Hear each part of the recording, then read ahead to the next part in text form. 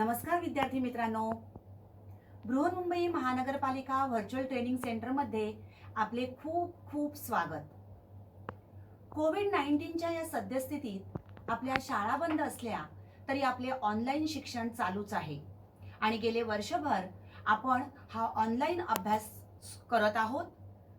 त्याचसाठी आपली शिक्षणाची गती कमी होऊ नये म्हणून बृहन्मुंबई महानगरपालिका व्हर्च्युअल ट्रेनिंग सेंटरच्या माध्यमातून काही व्हिडिओंची निर्मिती करण्यात आलेली आहे। मी निलिमा कदम, आपली व्हर्च्युअल शिक्षिका। आजचा घटक आपण बघणार आहोत पाचवी परिसर अभ्यास भाग 1 आणि आज आपण पर्यावरणाचे संतुलन पाठ क्रमांक 4 या घटकाचा अभ्यास करणार आहोत। The greatest threat to our planet is the belief that someone else will save it. या पाठामध्ये आपण जैवविविधता पर्यावरणाचे घटक कोणकोणते आहेत आणि या पर्यावरणाचा घटकांचा अन्न साखळी व अन्न जाळ्यांशी कशा प्रकारे संबंध आहे याविषयी माहिती घेणार आहोत। बालमित्रांनो, तुमच्या आजूबाजूला तुम्ही कधी बाहेर गेला असाल तर अशा प्रकारचं दृश्य तुम्ही बघितलं असेल, त्याचा अनुभवही घेतलेला असेल। तर अशा प्रकारे आपण जेव्हा बाहेर जातो त्यावेळेला त्या ठिकाणी दिसणारा निसर्ग आणि त्या निसर्गामध्ये असणारे विविध घटक, या घटकांपैकी काही सजीवांची यादी तुम्ही करू शकाल का? तुमच्या डोळ्यासमोर अनेक सजीव आता येऊन गेलेले असतील। बघा, बघूया कोणकोणते सजीव तुम्हाला आठवतात। अशा प्रकारचं वातावरण किंवा अशा प्रकारचा निसर्ग बघितल्यानंतर तुम्हाला आढळणाऱ्या सजीवांची एक लिस्ट तुम्ही तुमच्या नजरेसमोर आणा बघू। बरोबर आहे, काही वेळेला आपल्याला फुलं उमललेली दिसतात, त्या फुलांवर भिरभिरणारी फुलपाखरे दिसून येतात। रंगीबेरंगी फुले आणि त्या फुलांभोवती फिरणारी भिरभिरणारी रंगीबेरंगी फुलपाखरे। काही वेळेला आपल्याला पाण्यामध्ये मासे दिसून येतात, बेडूक दिसतात, विविध प्रकारच्या वनस्पती, वेली, झाडे आणि यामधून बघा डोकावणारा सूर्यप्रकाश, मध्येच येणारा पाऊस। बरोबर, हे सर्व आपल्या नजरेसमोर येऊन जाते। मोगली हा पिक्चर तुम्ही बघितलाच असेल। मोगली बघताना या ठिकाणी तुम्हाला कोणकोणते बरं घटक दिसून येत आहेत बघा। जंगलामध्ये विविध प्रकारच्या वनस्पती आहेत, झाडं आहेत, त्याचबरोबर डोंगर, खडक, माती, दगड, सूर्यप्रकाश आहे आणि या सर्वांना आवश्यक असणारा म्हणजेच वनस्पती, प्राणी यांना आवश्यक असणारा सूर्यप्रकाश, हवा, पाणी हे सुद्धा या ठिकाणी आहे। तर अशा प्रकारे आपल्याला आपल्या आजूबाजूला दिसणारे हे विविध प्रकारचे सजीव घटक, काही पक्षी, प्राणी, त्याचबरोबर बेडूक, मासे, छोटे कीटक। बालमित्रांनो, हे सर्व प्राणी, या वेगवेगळ्या वनस्पती हे सर्व एकसारखेच दिसतात का? या प्राण्यांचा रंग, आकार आणि त्यांचा आवाज हा एकसारखाच आहे का? वनस्पती जरी आपण घेतल्या तरी वनस्पतींचा सुद्धा रंग, आकार हा सारखाच आहे का? थोडासा विचार करा बघू। हे प्राणी कोठे कोठे राहतात? बघा हा, या प्रत्येक प्राण्याचा निवारा हा वेगवेगळ्या ठिकाणी आहे, हो ना? तर अशा प्रकारे आपल्याला आपल्या आजूबाजूला, आपल्या घराभोवती, आपल्या शाळेच्या बागेत, जवळच्या शेतात किंवा तुम्ही कधी गावी गेला असाल तर गावी अशा प्रकारे वेगवेगळ्या प्रकारचे सजीव दिसून येतात. त्यांच्या आवाजात, त्यांच्या निवाऱ्यामध्ये, त्यांच्या रंगामध्ये आपल्याला प्रचंड मोठ्या प्रमाणामध्ये विविधता आढळून येते.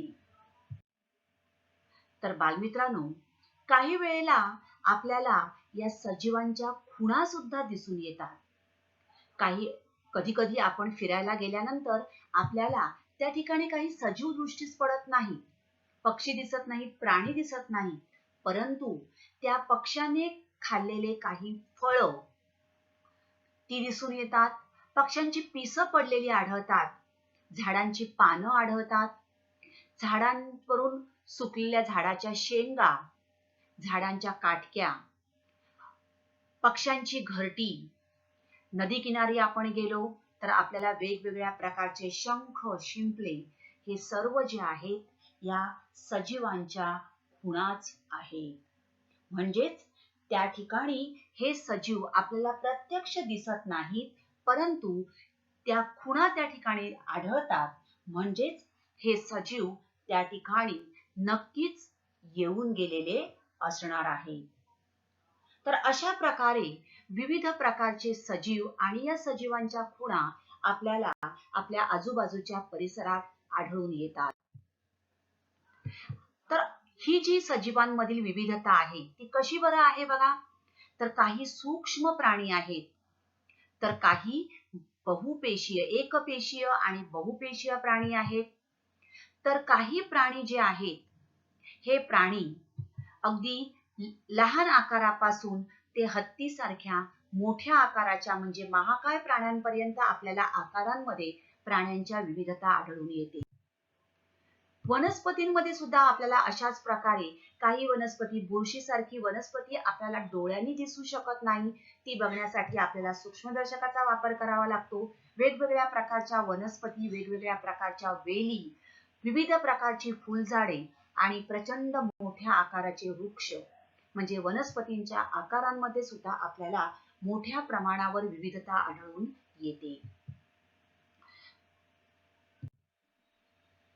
त्याचबरोबर पाण्यात राहणारे वेगवेगळे सजीव, कमळ, जलपर्णी यासारख्या वनस्पती, तर मासे, बेडूक, कासव यासारखे प्राणी.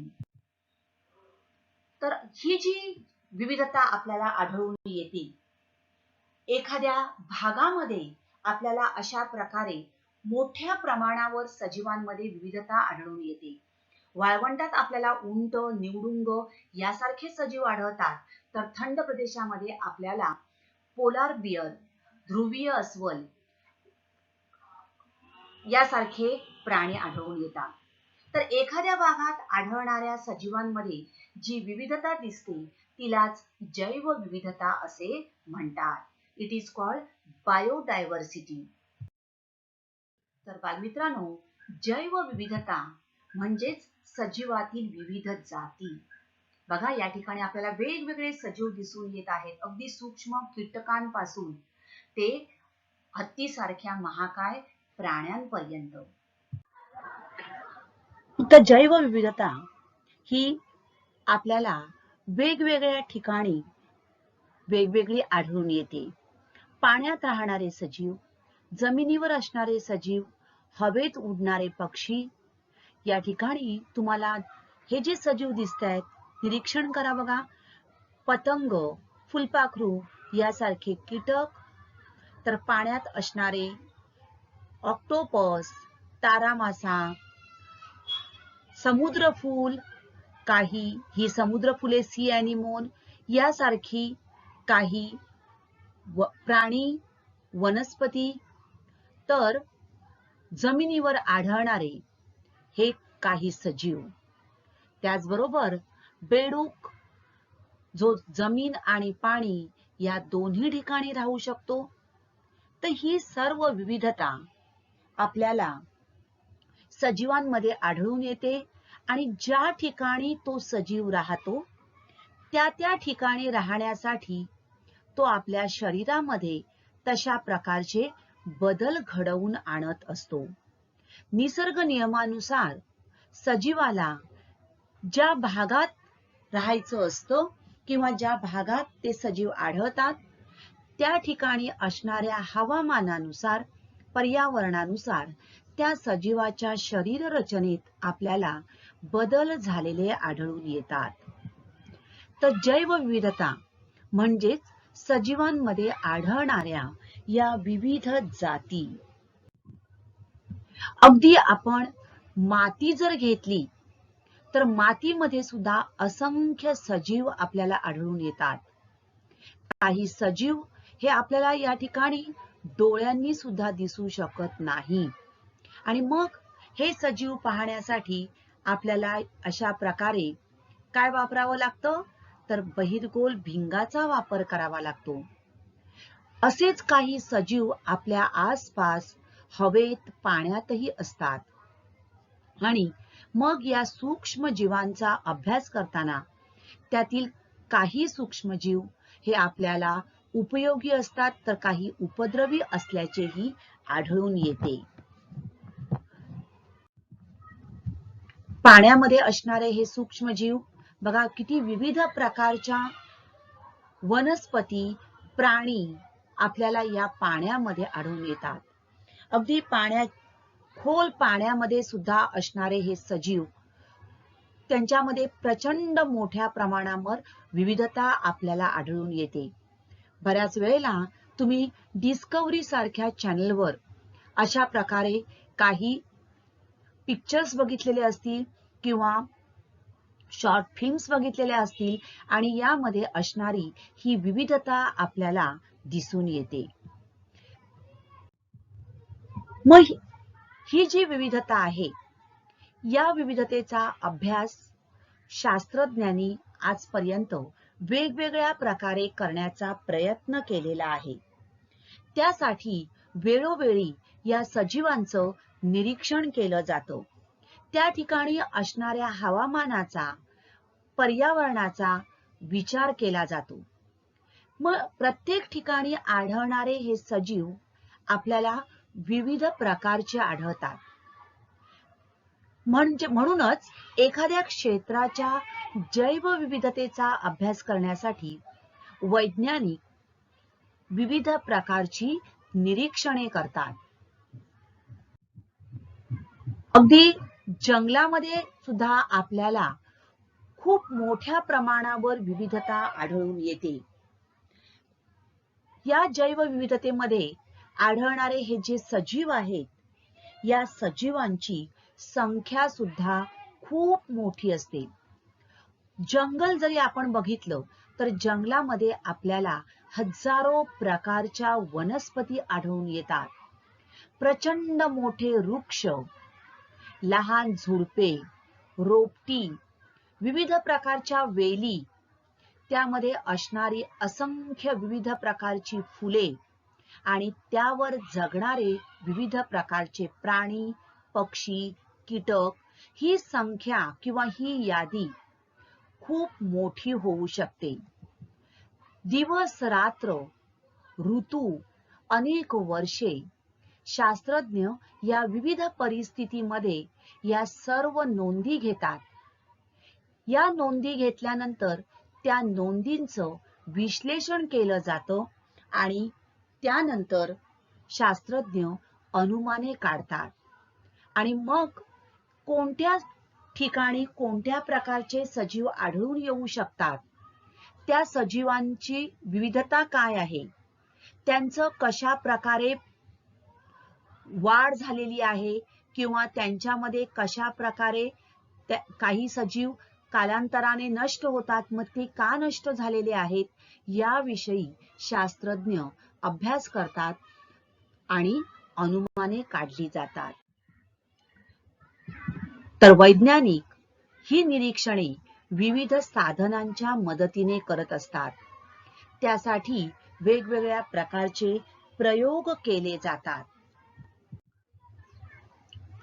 बघा, विविध प्रकारच्या वनस्पती, प्राणी यांचा अभ्यास करण्यासाठी अशा प्रकारची ही विविध साधनं वापरली जातात. अगदी पक्षी जर आपण बघितलं तर पक्ष्यांच्या चोचीमध्ये झालेले बदल हा सुद्धा एक अभ्यासाचा विषय आहे. मग या पक्ष्यांच्या चोचीमध्ये बदल कालांतराने किंवा कालानुरूप का होत असतात?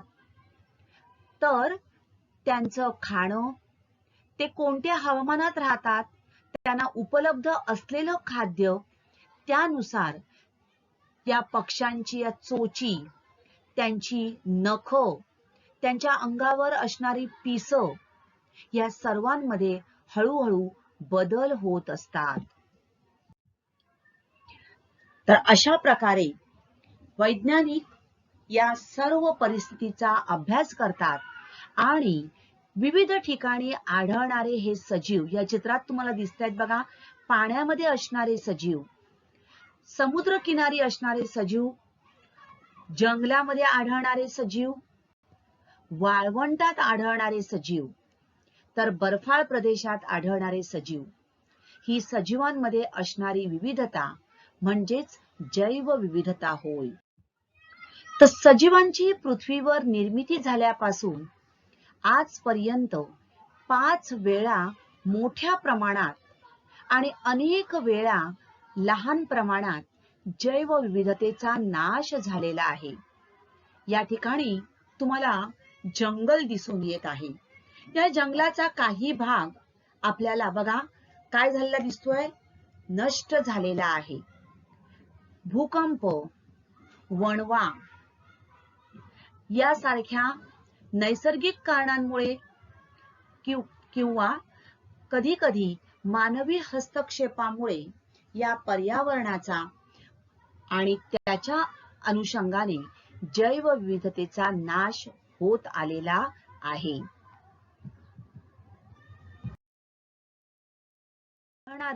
हे विविध प्रकारचे सजीव, डायनासोर.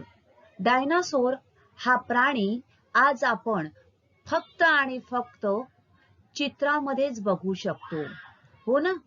प्रत्यक्षात डायनासोर किंवा तत्सम महाकाय प्राणी आज आपल्याला आढळून येत नाही, परंतु हजारो कोटी वर्षांपूर्वी हे प्राणी या पृथ्वीवर अस्तित्वात होते. त्यांच्या काही खुणा आज आपल्याला आढळून येतात. तर डायनासोरच्या काही खुणा, त्यांचे दात, त्यांची नखं हे आपल्याला आज आढळून येतात. मग हे प्राणी या पृथ्वीवरून का बरं नष्ट झाले असावेत? बरोबर, या प्राण्यांना उपलब्ध असणारे त्यांचं अन्न किंवा हवामान यामध्ये बदल झाला आणि त्यामुळे पर्यायाने हळूहळू हे प्राणी या पृथ्वीवरून अस्तंगत झाले.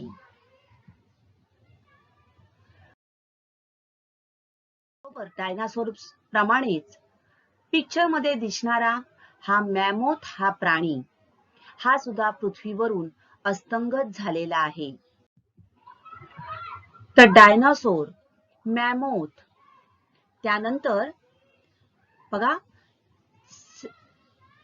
हा एक वाघासारखं दिसणारा सॅबर टूथ कॅट नावाचा प्राणी, टॅस्मेनियन टायगर, डोडो हा प्राणी, golden toad, passenger pigeon, ground sloth यासारखे असंख्य प्राणी आज या पृथ्वीवरून अस्तंगत झालेले आहेत. तर अगदी उंचावर आढळणारे बघा फ्लाइंग स्क्विरल, खूप उंचावरच्या भागात राहणारे म्हणजे थंड प्रदेशात, आर्क्टिक प्रदेशात राहणारे हे सजीव, तर खूप उंचावर असणारे सजीव आणि खोल पाण्यात राहणारे सजीव यांच्या शरीर रचनेमध्ये आपल्याला मोठ्या प्रमाणावर विविधता दिसून येते. काही सूक्ष्मजीव जे आहेत हे सूक्ष्मजीव सुद्धा आपल्याला काही वेळेला नुसत्या डोळ्यांनी दिसू शकत नाही. त्यांच्यामध्ये सुद्धा आपल्याला मोठ्या प्रमाणावर विविधता आढळून येते. काही बघा स्पायरल आहेत, काही असे सिलेंड्रिकल आहेत, काही वर्तुळाकार आहेत. तर या सूक्ष्म जीवांमध्ये सुद्धा आपल्याला मोठ्या प्रमाणावर विविधता आढळून येते. तर अशा प्रकारे खूप उंचावरच्या भागात असणारे सजीव, खोल पाण्यात राहणारे सजीव, जमिनीवर असणारे सजीव, त्याचबरोबर विविध प्रकारचे सूक्ष्मजीव यांचं निरीक्षण करण्यासाठी शास्त्रज्ञ वेगवेगळ्या प्रकारची साधने वापरतात. या साधनांच्या आधारे निरीक्षणे केली जातात आणि निरीक्षणातून वेगवेगळ्या या सजीवांचा अभ्यास केला जातो. आज अस्तित्वात असलेल्या जैवविविधतेमागे 350 कोटी वर्षांचा इतिहास आहे. माणूस हा गेली कित्येक वर्षे या विविध सजीवांचा आपापल्या परीने शोध घेत आलेला आहे, अभ्यास करत आलेला आहे. तर अशा प्रकारे या सजीवांचा पुन्हा पुन्हा अभ्यास केला जातो. 60 कोटी वर्षांपूर्वी अस्तित्वात असलेले सजीव हे आदिजीव किंवा जीवाणू असे एकपेशीय रचनेचे होते. आणि 7 वर्षांनंतर बघा आज आपण बघत आहोत तर हे सजीव. तर अशा प्रकारे हळूहळू सजीवांची निर्मिती होत गेली. सुरुवातीला जो आदिजीव या पृथ्वीवर निर्माण झाला त्याची निर्मिती ही पाण्यात झाली आणि हळूहळू या आदिजीवापासून उत्पत्ती होत होत आजचा सजीव हा निर्माण झालेला आहे.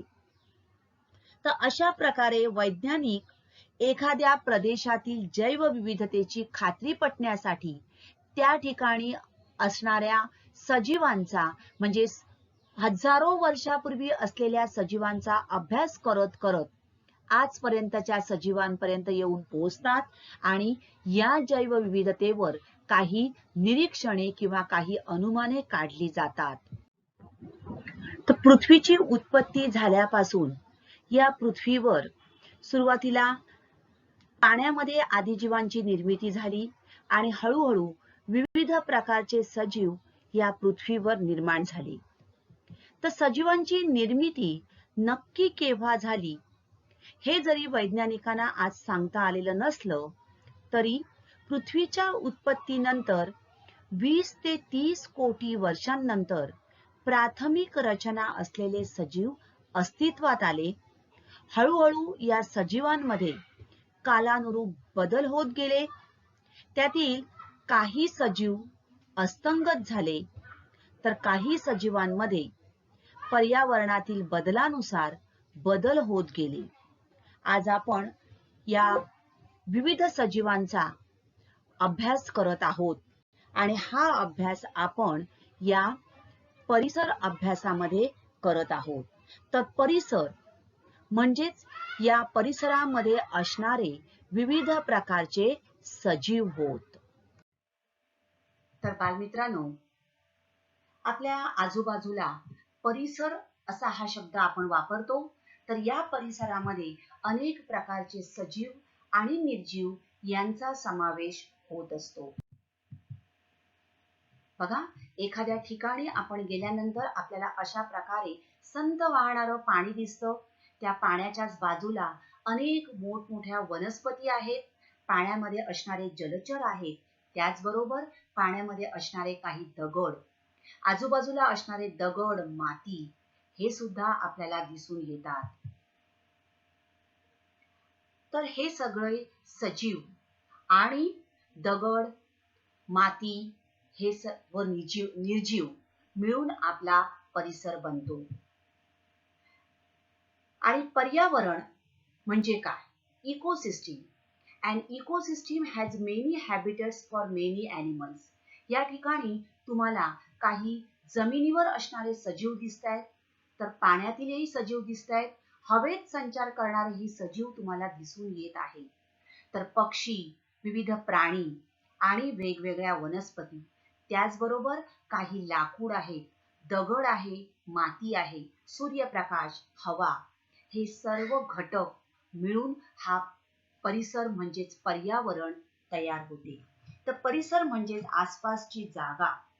तर सूर्यप्रकाश, हवा, पाणी आणि इतर सजीव अशा अनेक घटकांचा या इकोसिस्टीम मध्ये, पर्यावरणामध्ये समावेश होतो. तर बालमित्रांनो, सूर्यप्रकाश, पाणी, हवा, माती, वनस्पती या सर्व घटकांचा आपल्या जीवनाशी म्हणजे सजीवांच्या जीवनाशी संबंध येत असतो आणि हे सर्व परिसरातील घटक आहेत. आणि अशा अनेक घटकांचे मिळूनच हे पर्यावरण बनलेले असते. बघा, सूर्यप्रकाश, उंची, सजीव, पर्जन्यमान, हवा, पाणी, तापमान इत्यादी सर्व घटकांनी मिळून हे पर्यावरण बनते. या पर्यावरणात असलेले सजीव आणि निर्जीव हे एकमेकांवर अवलंबून असतात आणि या सजीव आणि निर्जीव घटकांचे एकमेकांशी संबंध असतात. त्यांच्यामध्ये आंतरक्रिया होत असते, देवाणघेवाण होत असते आणि या आंतरक्रियांचा अभ्यास पर्यावरण शास्त्रामध्ये केला जातो. तर या पर्यावरणाचे हे बायोटिक अँड अबायोटिक फॅक्टर्स म्हणजे जैविक व अजैविक घटक कोणकोणते आहेत, यांचा परस्परांशी संबंध काय आहे आणि या संबंधातून अन्न साखळी कशी तयार होते, हे आपण पुढच्या भागात जाणून घेणार आहोत. तर जीवनाशी संबंध असलेले हे परिसरातील घटक मिळून पर्यावरण बनते आणि या पर्यावरणातील विविध घटकांमधील ज्या आंतरक्रिया होतात त्या आंतरक्रियांचा अभ्यास या पर्यावरण शास्त्रामध्ये केला जातो. हे व्हिडिओ पाहण्यासाठी तुम्ही तुमच्या मोबाईल, लॅपटॉप किंवा डेस्कटॉपवर जाऊन YouTube चॅनेलवर जायचं आहे. YouTubeवर जाऊन BMC VTC मराठी टाईप करा.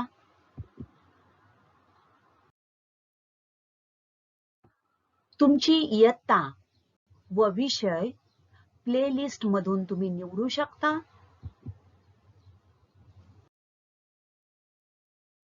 तुम्हाला हवा असलेला घटक निवडून तो व्हिडिओ तुम्ही पूर्णपणे पहा.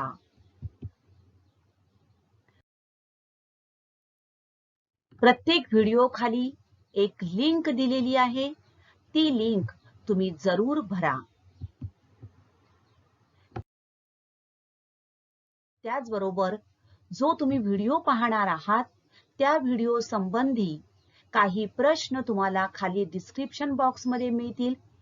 डिस्क्रिप्शन बॉक्स मध्ये त्या प्रश्नांची उत्तरे तुम्ही तुमच्या वहीत लिहिणार आहात. चला तर मग BMC VTC मराठी या चॅनेलला लॉग इन करा, सबस्क्राईब करा आणि सर्वात आधी नवीन आलेल्या व्हिडिओचे नोटिफिकेशन मिळविण्यासाठी बेल आयकॉनलाही क्लिक करा. तर आजचा घटक आवडला ना? अशीच माहिती मिळवण्यासाठी या चॅनेलला सबस्क्राईब करा आणि हे व्हिडिओ पुन्हा पुन्हा पहा. पुन्हा भेटणार आहोत पुढच्या भागात. थँक्यू.